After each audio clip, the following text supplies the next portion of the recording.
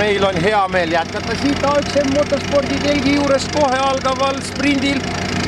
Meil on nüüd järgmine loosivõitja, tere ralli.ee, soovib palju õnne ja meil on ka Erki Sarapuu, tere, kes ütleb alati oma head sõnad ja annab auhinnad üle. Ja, head sõnad, palju õnne. Ega siin pikka juttu pole. Täna nii jahe, et koroona on ka. Pruusi ära ei lõhu. Koroona ka ei levi täna, nii et anname sulle auhinnad üle. Nii, kool on jääd. Jääkuubikutega koolad. Ja me nüüd räägime natukene võitjaga ka. Ma lähen sõitma. Ja sina oled nüüd vaba, lähed sõitma.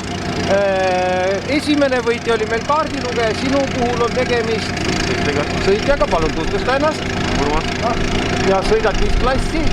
2 väike esivedu. Tulid rajal?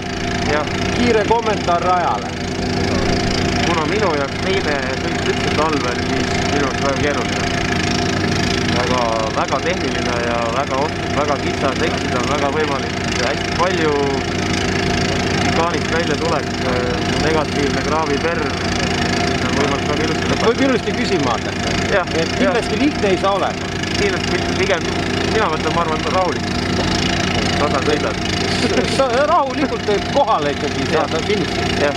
Aga nüüd selle mänguga seoses, kui raskeks sa hindasid neid küsimusi või sa teadsid neid vastuseid kohe? Tekitas küsimus Kasari, kes see sportlast võttis? Teid tead?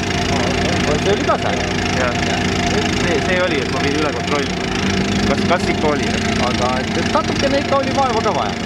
Ma arvan, et tõsisele fännile see ei olnud väga raske. Aga see oli sõitjatele ja osalejatele mõeldud mäng, kuna pealtvaatajaid kahjuks ei lubata. Aga ei, nagu lõeb.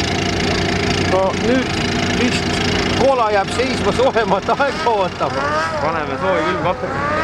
Külmkappi siis on suvel hea kasutada. Aga ralli.ee soovib veel kord palju edu võistlustel ja tänab osalemisest kõike head ja nägemist!